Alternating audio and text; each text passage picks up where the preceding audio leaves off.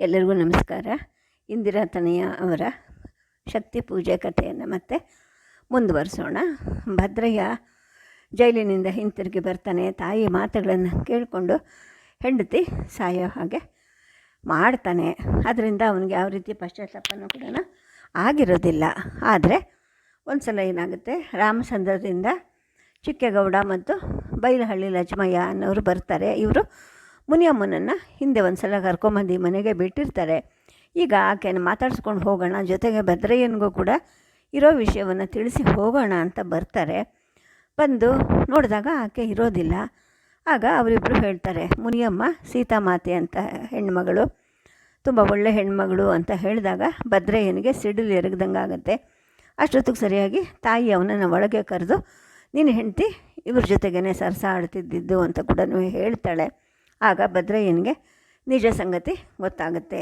ತಾಯಿಯ ಕಿವುಡುತನದಿಂದ ಇಷ್ಟೆಲ್ಲ ಅವಾಂತರ ಆಯಿತು ಅಂತ ಬೇಜಾರಾಗುತ್ತೆ. ಆದರೆ ಏನು ಮಾಡೋಕ್ಕೆ ಸಾಧ್ಯ ಇಲ್ಲ, ಏಕೆಂದರೆ ಕಾರ್ಯ ನಡೆದು ಹೋಗಿರುತ್ತೆ. ಹೊರಗೆ ಬರ್ತಾನೆ. ಅವರಿಬ್ಬರ ಜೊತೆಗೆ ತಾನು ಮೌನವಾಗಿ ಕೂತ್ಕೊತಾನೆ.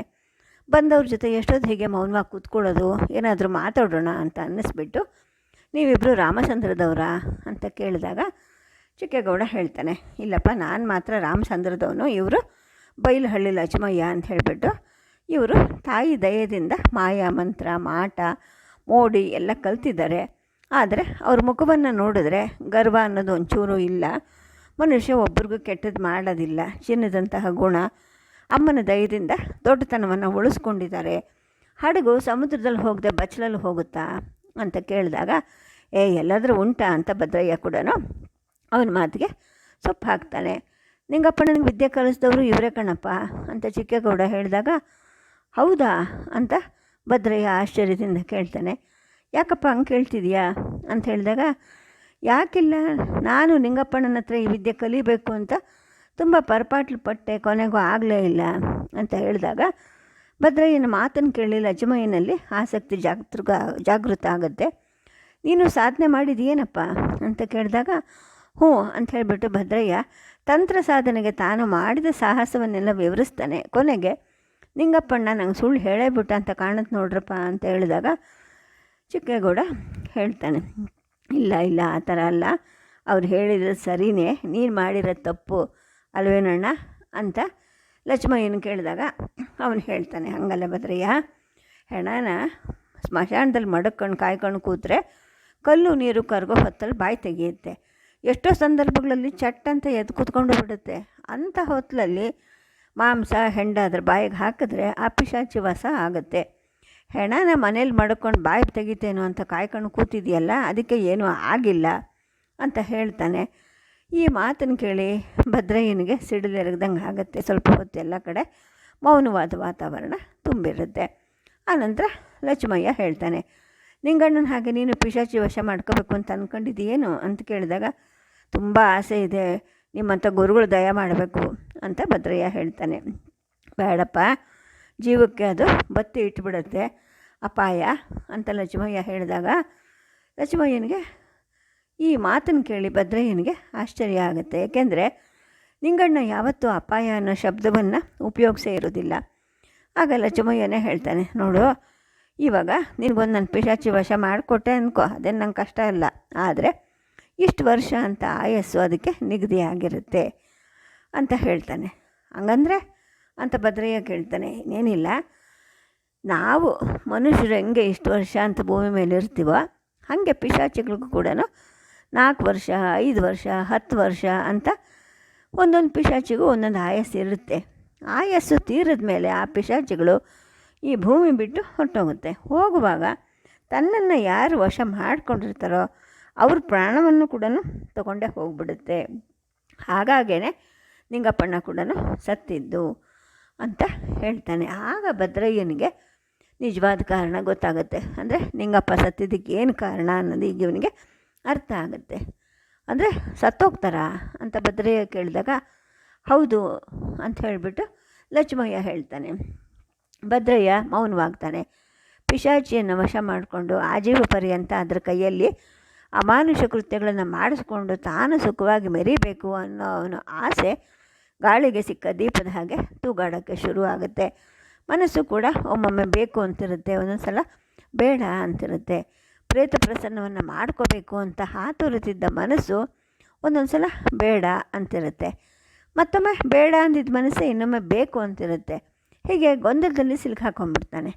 ಆನಂತರ ಅವನ ಮನಸ್ಸು ಚರ್ಚೆ ಮಾಡ್ಕೊಳ್ಳೋಕ್ಕೆ ನಿಂತ್ಕೊಳ್ಳುತ್ತೆ. ಅಲ್ಲ, ನನ್ನ ಸರ್ವಸ್ವನು ಈಗಾಗಲೇ ನಾಶ ಆಗಿದೆ ಅಲ್ವಾ ಅಂದ್ಕೊಳ್ತಾನೆ. ಹಾಗೆ ನಾನು ಒಂದಿನ ನಾಶ ಆಗಬೇಕಲ್ವಾ, ನಾಶ ಆಗಬೇಕಾದ್ರೂ ಸಮಯ ಬರೋವರೆಗೂ ನಾನು ಬದುಕಿರೋದು ಅನಿವಾರ್ಯ. ಬದುಕಿರಲೇಬೇಕು ಅನ್ನೋದಾದರೆ ಈ ಹಾಳು ಬಾಳನ್ನು ಯಾಕೆ ಬದುಕಬೇಕು, ಯಾವುದೋ ಒಂದು ಪಿಶಾಚಿ ವಶ ಮಾಡ್ಕೊಂಡು ಸತ್ತೇ ಹೋಗ್ಬಿಡೋಣ ಅಂತ ಒಂದು ಮನಸ್ಸು ಹೇಳುತ್ತೆ. ಇನ್ನೊಂದು ಮನಸ್ಸು ಬೇಡ, ಯಾಕೆ ಕಷ್ಟಪಡಬೇಕು, ಸ್ವಲ್ಪ ದಿವಸವೇ ಆಗಲಿ, ಬದುಕಿದಷ್ಟು ದಿವಸ ಸುಖವಾಗಿ ಬಾಳ್ಬಿಡೋಣ, ಯಾವುದೋ ಒಂದು ಪ್ರೇತವನ್ನು ವಶಪಡಿಸ್ಕೊಂಡು ಅದರಿಂದ ಸುಖದ ಸುಪ್ಪತ್ತಿಗೆ ಮೇಲೆ ನಾನು ಮಲ್ಕೊಬೋದಲ್ವಾ ಅಂತ ಕೂಡ ಉಯ್ಯಾಲೆಯಲ್ಲಿ ವಿಹರಿಸ್ತಾ ಇರ್ತಾನೆ ನನ್ನ ಮನಸ್ಸಿನಲ್ಲೇ. ಆಗ ಕೊನೆಗೆ ಏನಣ್ಣ ಅಂತ ಲಕ್ಷ್ಮಯ್ಯ ಮತ್ತೆ ಪ್ರಶ್ನೆ ಮಾಡಿದಾಗ, ಪರವಾಗಿಲ್ಲ ಅಣ್ಣ, ನೀನೊಂದು ಪಿಶಾಚಿ ವಶ ಮಾಡಿಕೊಡ್ಲೇಬೇಕು ಅಂತ ಕೇಳ್ತಾನೆ. ನಿಂಗಣ್ಣನ ಸಾವಿನ ದೃಶ್ಯ ಲಕ್ಷ್ಮಯ್ಯನ ಕಣ್ಣು ಮುಂದೆ ಬರುತ್ತೆ. ತಾನು ಅವನಿಗೆ ಪ್ರೇತವಶ ಮಾಡಿ ಕೊಟ್ಟಿದ್ರಿಂದಲೇ ಅಲ್ವಾ ಅವನು ಸತ್ತಿದ್ದು. ಅವನನ್ನು ಕೊಂದು ಪಾಪ ತನಗೆ ಸುತ್ತಕೊಳ್ಳದೆ ಬಿಡೋದಿಲ್ಲ. ಹೀಗೆ ಎಷ್ಟು ಜನರನ್ನು ಕೊಂದು ತಾನು ಪಾಪ ಕಟ್ಕೋಬೇಕು. ಈಗ ಈ ಭದ್ರಯ್ಯ ಕೂಡ ಕೇವಲ ಕೆಲವು ವರ್ಷಗಳ ಸುಖಕ್ಕೋಸ್ಕರ ತನ್ನನ್ನು ಪಾಪಕ್ಕೆ ಎಳೀತಾ ಇದ್ದಾನೆ. ಮಾಡೋದು ಕೆಟ್ಟ ಕೆಲಸ ಅಂತ ಗೊತ್ತಿದ್ದರೂ ಕೂಡ ಮತ್ತೆ ಮತ್ತೆ ಅದನ್ನೇ ಮಾಡಬೇಕಾ ಅಂತ ಲಕ್ಷ್ಮಯ್ಯಂಗೆ ಅನಿಸುತ್ತೆ. ಇದೆಲ್ಲ ಬೇಡ, ಸುಮ್ಮನಿರಪ್ಪ, ಕಷ್ಟನೋ ಸುಖನೋ ದುಡ್ಕೊಂಡು ಜೀವನ ಮಾಡು, ಇರೋಷ್ಟು ದಿನ ರಾಮಕೃಷ್ಣ ಅಂದ್ಕೊಂಡು ಸುಖವಾಗಿರೋದು ಒಳ್ಳೆಯದಪ್ಪ ಅಂತ ಹೇಳಿದಾಗ ಭದ್ರಯ್ಯ ಬಿಡೋದಿಲ್ಲ. ಇಲ್ಲ ಕಣಣ್ಣ, ನನ್ನ ಪ್ರಾಣ ಹೋದರೂ ಸರಿಯೇ, ಪಿಶಾಚಿನ ವಶ ಮಾಡ್ಕೊಳ್ಲೇಬೇಕು ಅಂತ ಹೇಳ್ತಾನೆ. ಇವನ ಈ ಮೊಂಡುತನವನ್ನು ನೋಡಿ ತಾನು ಒಳ್ಳೆ ಪೇಚಿಗೆ ಸಿಕ್ಕಾಕ್ಕೊಂಡಲ್ಲ ಅಂತೇಳ್ಬಿಟ್ಟು ಲಕ್ಷ್ಮಯ್ಯ ಚಿಂತೆ ಮಾಡ್ತಾನೆ. ಆನಂತರ ಹೇಳ್ತಾನೆ, ಅಲ್ಲ ನೀನು ದಿನ ಸ್ನಾನ ಮಾಡ್ತೀಯಾ ಅಂತ ಕೇಳಿದಾಗ, ಇಲ್ಲಪ್ಪ, ವಾರಕ್ಕೊಂದು ಸತಿ ಸ್ನಾನ ಮಾಡ್ತೀನಿ ಅಂತ ಹೇಳ್ತಾನೆ. ಅವೆಲ್ಲ ಆಗೋದಿಲ್ಲ, ನೀನು ದಿನ ಸ್ನಾನ ಮಾಡಬೇಕು ಅಂತ ಹೇಳಿದಾಗ, ಆಗಲಿ ಕಣಣ್ಣ, ಇನ್ಮೇಲೆ ದಿನ ಮಾಡ್ತೀನಿ ಅಂತ ಭದ್ರಯ್ಯ ಹೇಳ್ತಾನೆ. ಆಗ ಲಕ್ಷ್ಮಯ್ಯ ಹೇಳ್ತಾನೆ, ನೋಡು, ನಿನಗೀಗ ಉಪದೇಶ ಮಾಡ್ತಾ ಇರೋ ವಿದ್ಯೆ ಭಾಳ ದೊಡ್ಡದು. ಇದರಲ್ಲಿ ನಿನ್ನ ಜೀವನಕ್ಕೆ ಭಯ ಇಲ್ಲ. ನಿಂಗಣ್ಣಗೂ ನಾನು ಇದನ್ನು ಕಲಿಸ್ಕೊಟ್ಟಿರಲಿಲ್ಲ, ಆದರೆ ನಿನಗೆ ಹೇಳ್ಕೊಡ್ತೀನಿ ಅಂತ ಹೇಳಿದಾಗ, ನಿನ್ನ ಮನಸ್ಸು ಭಾಳ ದೊಡ್ಡದು ಕಣಪ್ಪ ಅಂತೇಳ್ಬಿಟ್ಟು ಭದ್ರಯ್ಯ ಅವನಿಗೆ ಕೈ ಮುಗಿತಾನೆ. ಆಗ ಲಕ್ಷ್ಮಯ್ಯ ಹೇಳ್ತಾನೆ, ನೋಡಪ್ಪ, ಅಂಟು ಮುಟ್ಟು ಮೈಲಿಗೆ ಆಗದ ಹಾಗೆ ನೋಡ್ಕೋಬೇಕು. ಹಾಗೇನಾದರೂ ಆದರೆ ಅಮ್ಮ ನಿನ್ನನ್ನು ಸುಮ್ಮನೆ ಬಿಡೋದಿಲ್ಲ ಅಂತ ಹೇಳಿದಾಗ, ಆಗಲಿ ಕಣಣ್ಣ, ಹುಷಾರಾಗಿರ್ತೀನಿ ಅಂತ ಭದ್ರಯ್ಯ ಹೇಳ್ತಾನೆ. ಹಾಗಾದರೆ ನಾಳೆ ಅಮಾವಾಸ್ಯೆ, ಸಂಜೆನೇ ನಮ್ಮೂರ ಹತ್ತಿಗೆ ಬಾ, ಚೆನ್ನಾಗಿ ನೀರು ಹುಯ್ಕೊಂಡು ಸ್ನಾನ ಮಾಡಿಕೊಂಡು ವಿಭೂತಿ ಹಚ್ಕೊಂಡು ಶುದ್ಧವಾಗಿ ಬಾ ಅಂತ ಹೇಳ್ತಾನೆ. ಆಗಲಿ ಕಣಣ್ಣ ಅಂತ ಭದ್ರಯ್ಯ ಹೇಳ್ತಾನೆ. ಸರಿ, ನಾವಿನ್ನು ಹೋಗೋಣ ಚಿಕ್ಕೇಗೌಡ ಅಂತೇಳ್ಬಿಟ್ಟು ಲಕ್ಷ್ಮಯ್ಯ ಎದ್ದು ನಿಂತ್ಕೊತಾನೆ. ಉಂಡ್ಬಿಟ್ಟು ಹೋಗ್ಬಾರ್ದಾ ಅಂತೇಳ್ಬಿಟ್ಟು ಭದ್ರಯ್ಯ ಹೇಳಿದಾಗ, ಇಲ್ಲಪ್ಪ, ರಾಮಚಂದ್ರದಲ್ಲಿ ಒಂದು ಔತಣದ ಊಟ ಇದೆ, ಅದು ನಮಗೆ ಕಾಯ್ತಿದೆ ಅಂತ ಹೇಳಿಬಿಟ್ಟು ಲಕ್ಷ್ಮಯ್ಯ ಚಿಕ್ಕೇಗೌಡ ಅಲ್ಲಿಂದ ಹೊರಡ್ತಾರೆ. ಅವರನ್ನು ನೋಡ್ತಾ ಸ್ವಲ್ಪ ಹೊತ್ತು ಬಾಗಿಲಲ್ಲೇ ನಿಂತಿರ್ತಾನೆ ಭದ್ರಯ್ಯ. ಅನಿರೀಕ್ಷಿತವಾಗಿ ತನಗೆ ಈ ಗುರು ದೊರಕೋದ್ನಲ್ಲ, ತನ್ನ ಭಾಗ್ಯ ಎಷ್ಟು ದೊಡ್ಡದು ಅಂತ ಮನಸ್ಸಿನಲ್ಲೇ ಆನಂದ ಪಟ್ಕೊಳ್ತಾನೆ. ಮರುದಿನ ಬೆಳಗಾಗತ್ತೆ. ಭದ್ರಯ್ಯ ಸಡಗರದಿಂದ ಎದ್ದೇಳ್ತಾನೆ. ನೀರು ಕಾಯಿಸ್ಕೊಂಡು ಚೊಕ್ಕಟವಾಗಿ ಸ್ನಾನ ಮಾಡ್ತಾನೆ. ಲಕ್ಷಣವಾಗಿ ವಿಭೂತಿ ಧರಿಸ್ತಾನೆ. ದಿನಕ್ಕಿಂತ ಹೆಚ್ಚಿಗೆ ಊಟ ಮಾಡ್ತಾನೆ. ನಿತ್ಯದ ಹಾಗೆ ಮಧ್ಯಾಹ್ನ ನಿದ್ದೆಯನ್ನು ಮಾಡೋದಿಲ್ಲ. ಅದರ ಬದಲು ತನ್ನ ಕೋಣೆಯಲ್ಲಿ ಕೂತ್ಕೊಂಡು ತನಗೆ ಬರ್ತಿದ್ದ ದೇವರ ನಾಮಗಳನ್ನೆಲ್ಲವನ್ನು ಹೇಳ್ಕೊತಾನೆ. ಅಷ್ಟೊತ್ತಿಗೆ ಪೊಲೀಸ್ ಠಾಣೆಯಲ್ಲಿ ಸಂಜೆ 4 ಗಂಟೆ ಬಾರಿಸುತ್ತೆ. ಸರಿ, ಸಂಜೆ ಆಯಿತು ಅಂಥೇಳ್ಬಿಟ್ಟು ಭದ್ರಯ್ಯ ಹೇಳ್ತಾನೆ. ಇನ್ನೊಮ್ಮೆ ಸ್ನಾನ ಮಾಡ್ತಾನೆ. ಒಗೆದ ಬಟ್ಟೆಗಳನ್ನು ಹಾಕ್ಕೊಂಡು ವಿಭೂತಿ ಇಟ್ಕೊಂಡು ತಾಯಿಗೆ ಹೇಳಿಬಿಟ್ಟು ತಾನು ಬೈಲಹಳ್ಳಿ ಕಡೆಗೆ ಹೊರಡ್ತಾನೆ. ಸುಮಾರು 6 ಗಂಟೆ ಹೊತ್ತಿಗೆ, ಅಂದರೆ ಇನ್ನೂ ಸ್ವಲ್ಪ ಬೆಳಕು ಇದ್ದ ಹಾಗೆಯೇ ಭದ್ರಯ್ಯ ಬೈಲಹಳ್ಳಿಯನ್ನು ಸೇರ್ತಾನೆ. ಲಕ್ಷ್ಮಯ್ಯ ಅವನಿಗೋಸ್ಕರ ಕಾಯ್ತಾನೆ ಇರ್ತಾನೆ. ಆನಂತರ ಇಬ್ಬರು ಮೌನವಾಗಿ ಊರಿನಿಂದ ಹೊರಗಡೆಗೆ ಹೊರಡ್ತಾರೆ. ತುಟಿಪಿಟಕ್ಕೆ ಅನ್ನಬಾರ್ದು, ಮೌನವಾಗಿರಬೇಕು ಅಂತ ಲಕ್ಷ್ಮಯ್ಯ ಭದ್ರಯ್ಯನಿಗೆ ಆಜ್ಞೆ ಮಾಡಿರ್ತಾನೆ. ಸಂಪೂರ್ಣ ಕತ್ಲೆ ಆಗತ್ತೆ. ಆಮೇಲೆ ಇಬ್ಬರು ಊರಿನ ಸ್ಮಶಾನದ ಹತ್ತಿರಕ್ಕೆ ಬರ್ತಾರೆ.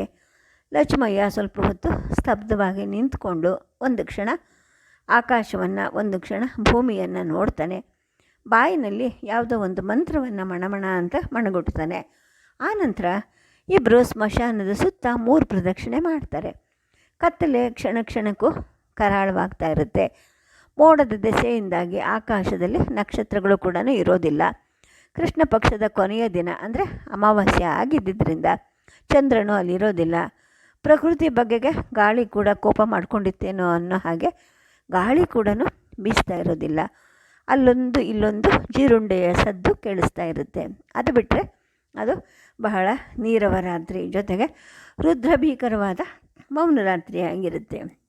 ಇನ್ನು ಈ ಲಕ್ಷ್ಮಯ್ಯ ಮತ್ತು ಭದ್ರಯ್ಯ ಇಬ್ಬರು ಎದುರು ಬದರಾಗಿ ಸ್ಮಶಾನದಲ್ಲಿ ಕೂತ್ಕೊತಾರೆ.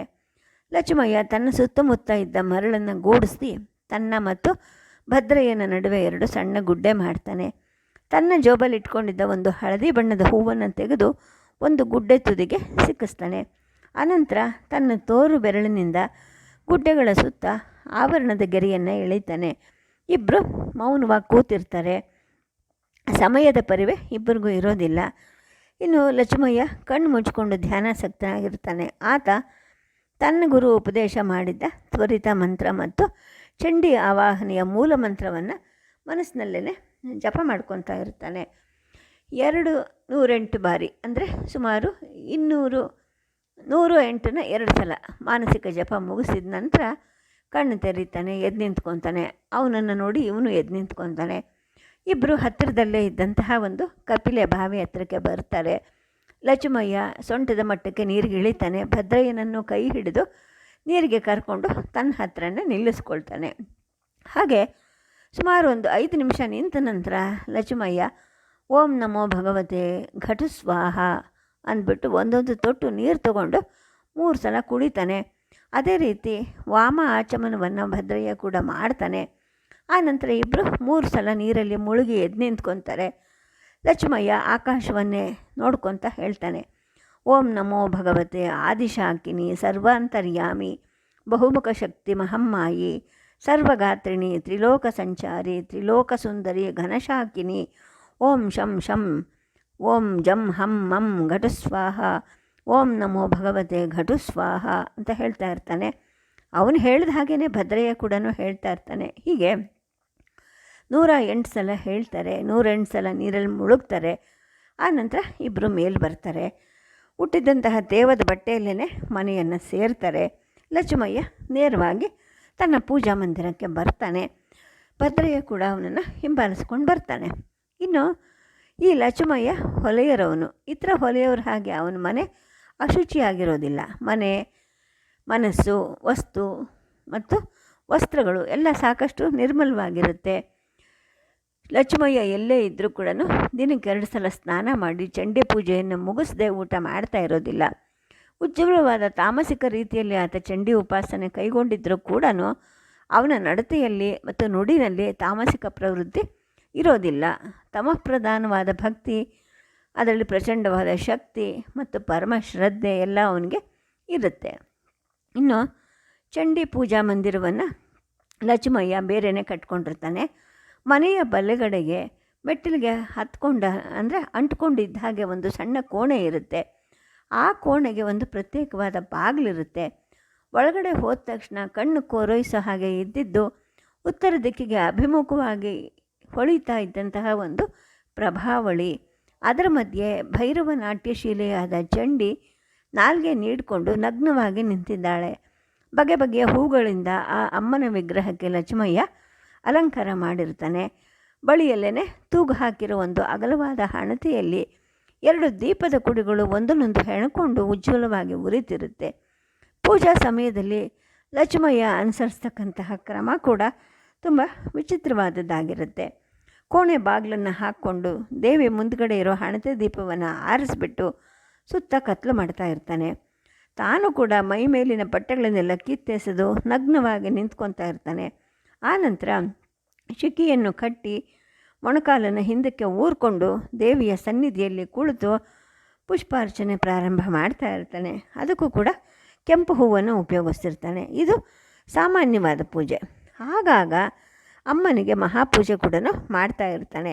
ಅಂತಹ ದಿನದಲ್ಲಿ ಇವನಿಗೆ ದೊಡ್ಡ ಹಬ್ಬ.